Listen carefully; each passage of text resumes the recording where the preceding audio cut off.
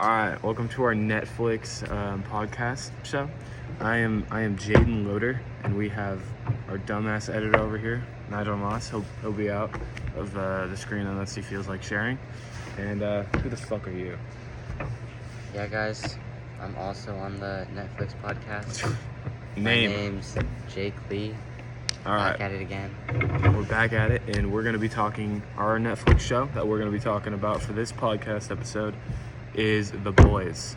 It is the one show that we share in common, so we're going to talk about it, and we are going to start out with summarizing the actual show first, so kind of gives a baseline for what we're going to be talking about. There are 3 seasons of this show. Okay, we got season 1, which is the main character, Huey. He has a girlfriend for a bit. You know, she gets brutally ran through by a superhero. Almost instantly, actually. I think the first episode she just dies instantly. Yeah, it is. And this kind of sparks his hate for superheroes, which leads on to the rest of the show. And his hate for superheroes is sparked even more by a dude that comes up to him. He pretends to be an FBI agent, but in reality he just likes killing people and superheroes, but people too, you know, if he feels like it. So he comes up to him, he gets him on his cause because he just suffered a very traumatic event. The man that killed his girlfriend is a speedster named A-Train, and he was high as fuck while he did it off of like superhero drugs. Let's go. Later, that will be called Compound V, which is what gives superheroes their actual powers if given at like a young age. For A-Train, it just makes him really fucking high for some reason. And the entire first season is about setting up the later seasons, about getting a team together, finding a way to actually hurt the main bad guy, which is a character named Homelander, which is basically just a Superman knockoff, but evil Superman knockoff, who has very bad everything problems. Just, you know, imagine every single mental illness and put that up in a Homelander, and that's basically him. The first season they don't kill too many superheroes. They kill part of the team that Homelander's on, which is called the Seven. They kill the invisible dude. He doesn't last very long. He lasts a couple episodes. So the first season's all about setting up Compound V. The second season is when we get introduced to the actual kind of company dynamic, which the Compound V is made by a company named Vought. They're like the evil company, you know. And Homelander is trying to run Vought. While he's not the CEO at the start, he does become the CEO later. Let's see. Oh yeah, no, he meets another superhero. Edit that out. Edit that one out. All right. He meets another superhero named Stormfront, who is a ex-Nazi, but he doesn't know this at that point, and they get into a relationship. She is pretty racist, you know, considering she's a Nazi. Easy. They're bad. He struggles with his position at Vought because he doesn't actually know how to run a company, because he's, you know, a little stupid, but he's very egotistical, as said before by his numerous amounts of mental health illnesses. And the main plots are Stormfront and the Boys, which is their group, Huey's and Billy's group, who is attacking Vought. Their group is being targeted by Homelander and Stormfront, the Nazi, and most of the season, the first part of the season, like the first part is about their conflict and their fighting.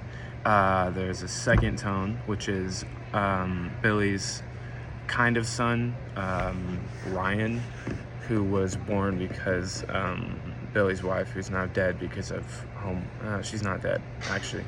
I just confused myself. She's not dead. She was presumed to be dead, but Homelander,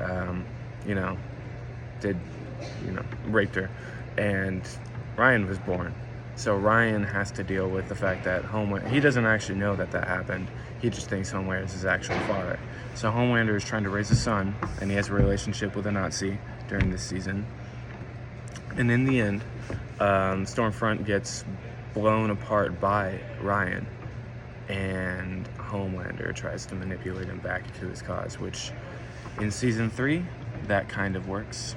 Yeah, also, if it wasn't clear, Huey and the boys are Huey and Billy, was his name? Yeah. The boys are Huey and Billy. They also have a guy named Frenchie. They have a girl, a super-powered girl. What was her name? Starlight? Wasn't that No, first that wasn't season? Starlight, no. Oh, Starlight's Huey's new girlfriend at the end of season 2. There's also a girl named Maeve who works with Starlight, Huey, Billy, Frenchie, and Kimiko. Oh, yeah. To take down. So that's their little group. They're not important in really a summary. They're important in the show, but in the summary, they kind of just work with Huey and Billy to do what they need to do. They're just on the missions. Starlight's important to Huey because she becomes his new girlfriend, but that happens at the end of season 2, beginning. They kind of start beginning season 2, but it's really begins to develop season 2, season 3. In season 3, by this time, Huey and Starlight are like publicly boyfriend and girlfriend, and a new villain comes out. This is my favorite character. He's a very bad anti-hero at the start. He's probably going to become the villain for season 4. I don't know yet because it's not out. But his name is Soldier Boy. He was a World War II soldier who was I think he was the first to be experimented on by Compound V, and he gets kidnapped by the Russians for a while and is presumed dead. But the boys find him to try and use him against Homelander. It's pretty successful. Most of the season is about Soldier Boy hunting down his ex-team because they left him to the Russians for no money, and they did not like him. And Billy Butcher, his storyline is using a temporary Compound V that gives him superpowers for 24 hours, but it kills the brain pretty fast if you use it too much. And this season, just every season has been growing up the conflict between the boys and the Seven. Like, first season, they weren't a threat to the Seven. Second season, they are a pretty big threat. And third season, they are the biggest threat the Seven deal with. Most of the season is about Soldier Boy, as I said, kind of going on a wreck. And in the end, Soldier Boy, Billy, and Huey, along with Starlight and all the others, actually fight and kind of win against Homelander, although it's kind of more it's kind of more a draw with everybody because Billy turns on Soldier Boy, who he's been using this entire time, because Soldier Boy wanted to kill Ryan, which Butcher still sees as his son, and he turns on them, and the season ends with Soldier Boy and Maeve from earlier. She loses her powers to stop Soldier Boy, and the season ends by setting up a plot line for season 4. So that's kind of a rough summary of the show. There's a lot to talk about in the show, so I did my best to kind of summarize what the basic plot is. It is kind of hard to do that, but I did try my best. But next we'll talk about kind of our personal opinions on the show. I think we'll talk about our favorite characters in the show, and I already kind of said mine, but I'll go more in depth on why I like my characters, and yeah, that will be the next section of this. Alright, I'm back, and we're going to talk about our characters. I am Jaden Litter again. This is the same guy. Hey, man. Are you Jake Lee. Yep. Back at it again. We're talking about our characters this time. Back at it with the character selection. Do you want to go first with your favorite character? Yeah, I'll go first. Okay, my favorite character in the whole season is Frenchie. He's one of the boys. And he's like high-key a drug addict. Like 24/7 he's high, and his like role in the, I guess, boys like friend group is he's the like I don't even know. He's everything. He's like a mechanic and like crazy with like chemicals. So I guess he's a chemist and a engineer. And he had like a ton of ideas on how to take down Homelander and like the people in the Seven. And most of the time when they did like kill someone on the Seven, it was because Frenchie did something. Or another soup killed the soup. But Frenchie's just the GOAT. And he sleeps around. He has a half relationship with another person in the boys. And he's just my favorite in general, if I'm gonna be honest. All right, my favorite character, which has been said in the last section, is Soldier Boy in season 3, and I like him because he's played by Jensen Ackles, who is one of my favorite actors. He plays him very well. I like his actor. I like how he's portrayed. He plays the part of like a a gritty war veteran that has been kind of induced by PTSD, has struggles with a bunch of mental health problems, has a pretty sad backstory, and he's just, strong as fuck, and I like that too. He's probably one of the strongest on the show compared to Homelander. I would say he's I don't know, he's probably second in the show overall in terms of power. Homelander's dad? Yeah, he is Homelander's dad. Yeah. Technically. He's a sperm donor for Homelander, so they just used his kind of DNA to make Homelander. He didn't really actually have a proper relationship to make him, but as you can tell by this show, why would that ever happen? Because this show just likes doing every fucked up thing it can possibly think of. Freak show, for real. Yeah, it is. And the comics are worse.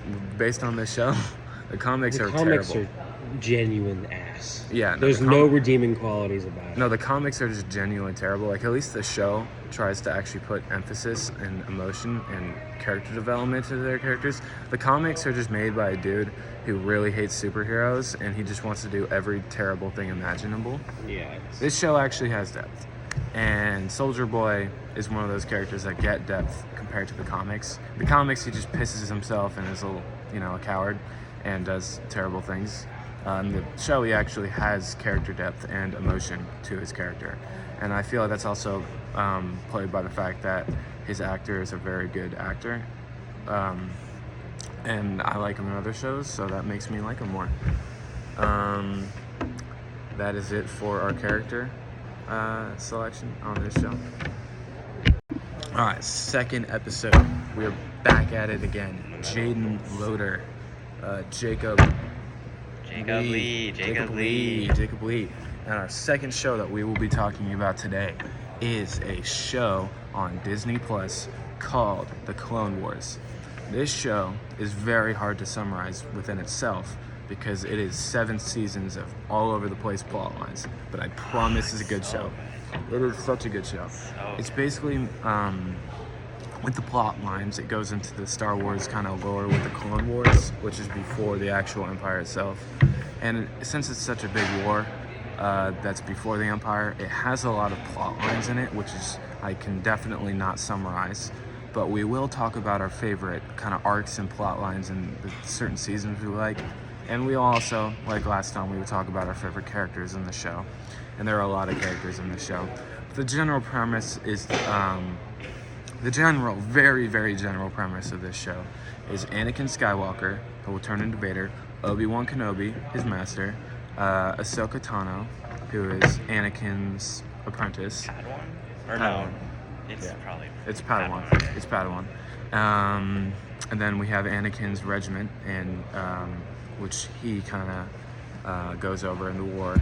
We have Obi-Wan's regiment, and then we have Yoda, we have Mace Windu, we have Also, all this. R2-D2 and C-3PO are super important. They have like a couple episodes where it's just them. Yeah, I mean, there's a lot of episodes where it's not even any of those characters I just named, but those are the main characters relative to the show. There are so many plot lines in this show, so the main characters of every episode will not be the main characters I put in. And as you can tell based off the name, it is based on the clones themselves, the actual soldiers that fought in the war. And those are some of the coolest episodes in my opinion. that's kind of a general overview of the show. There's obviously we would be here for much longer than 20 minutes if we tried to go over every plot line of the show, but it is a general overview, and we will go into more detail about the plot lines in certain seasons that we like in the next section. We also go over our favorite characters in a section after that. So that will be done. All right, I am back. Okay, we are back. I'm Jaden Loader. This is Jake Lee, Jacob back in the Lee. house. Back in the house. We're going to talk about our favorite plot lines in this show. So this show is kind of set up with different plot lines. Every season has their own, maybe every season has one or two, maybe 1 3-minute arc and then 2-minute arc, maybe near the end. But it is random, but that's kind of the general thing. There are some very good arcs, and my favorite personally on the show is the Geonosis arc, which they go on a desert planet, all desert, called Geonosis, and they have a war with the Separatists, which is the enemy. They are a bunch of droids led by the Sith, led by the bad guys. And on this, they are trying to, mostly what their plan is they're trying to push up on a certain battlefield, but the Separatists have a force field that protects them from artillery fire. So the only plan of attack is going over one bridge into the Separatist-led, basically castle by the native, which has, I think it has a queen in it, because the natives on Geonosis are a bug race, and they let the Separatists do what they want, because it's two empires fighting each other for planet control. So they have a castle that was originally there, and Anakin, Ahsoka, Obi-Wan, and both of their regiments have to make a plan to push across this bridge into the castle itself. Anakin is leading the front on the bridge. Anakin and Obi-Wan are leading the front on the bridge, and Ahsoka and another side character, Barriss Offee, that's not going to be important, but that's her name. They lead into the actual catacombs of the castle to shut down the power generator that powers the actual shield. And since the shield is up, until that is brought down, their artillery is pretty much useless and they can be pushed back. So as Ahsoka and Barriss move into the catacombs, which is kind of like ant catacombs, but even more dispersed, Anakin and Obi-Wan are struggling because the Separatists have brought out a new version of tank that have their own little force fields and are very hard to destroy. Shielded. Yeah, they're ray shielded, and they pack a punch. So they push the clones back, but in the end, they destroy those tanks by just destroying the bridge. So now, in the end, they are stuck in two different places. But since the force field is down, they eventually destroy the castle, and they do win, but after taking a lot of casualties in that effort. So it's a lot. It has that general premise of a battle, and it has a lot of action in it. That's kind of just the general plot line of what their goal is, but it does take a lot of episodes because there was a lot of subplots in where, Ahsoka and Barriss have trouble because they have a problem with one of those tanks inside the field generator, and they try to sacrifice.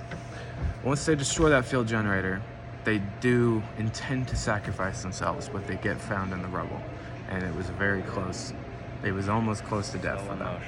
Very emotional, but they survived because we still need more plot lines for the show. So they're still alive. They do not die. But that's just my general favorite plot line for this show. What is yours, pal? Well, before that, adding on to the Geonosis thing, the arc. What we mean by arcs is what planet.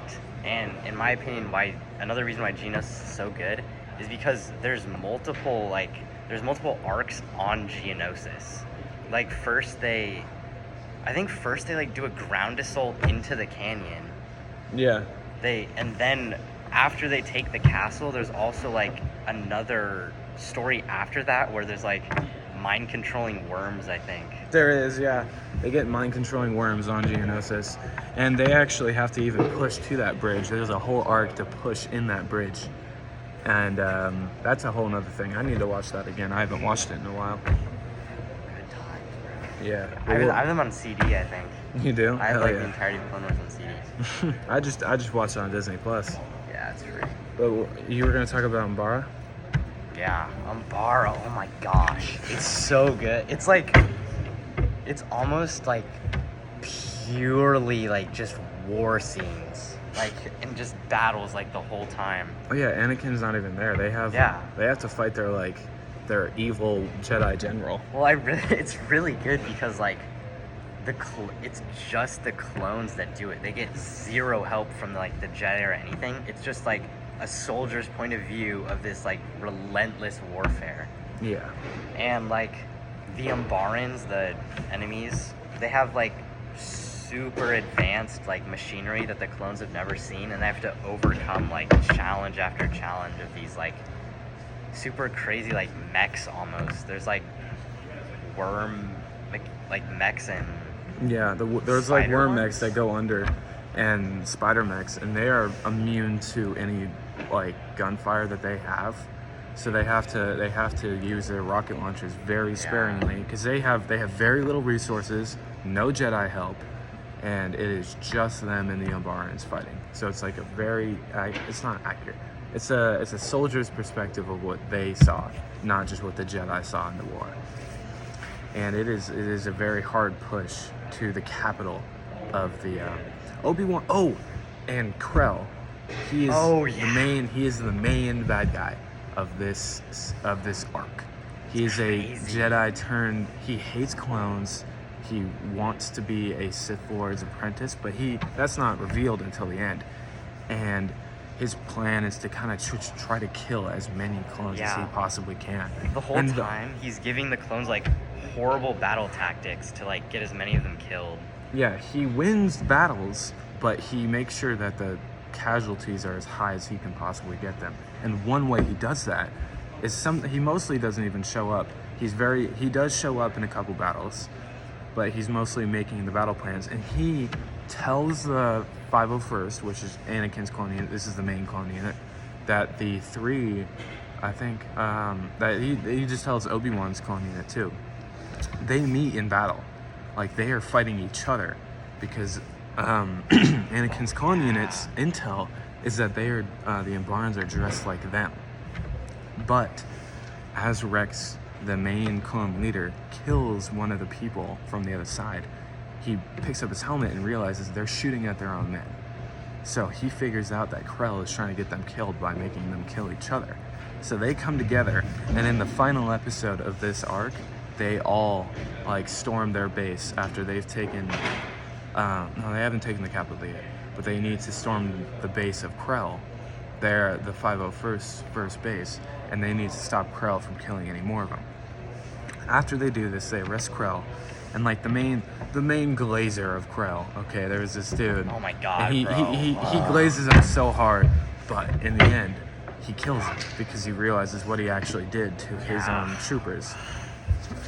And so the final thing is all the Jedi come back, and they take the capital and they take the world and bring it into their own empire. Well, no, it's not an empire yet. They bring it into the Republic. Okay, it is still a republic, and that it is a very complicated like story of like how the clones saw the war. It's a very entertaining arc. It's probably one of my favorites too. That will conclude our second episode. The Clone Wars is a very good show. You know, it's one of my favorites growing up. It was probably my favorite show growing up too. So it is a very special show to me. It is a very good show. And yeah, that will conclude how we feel about it and our favorite arcs. We will see you next week, and we will be talking about other stuff next week. You better fucking tune in, or I'm gonna be really sad and I'm gonna cry in front of you.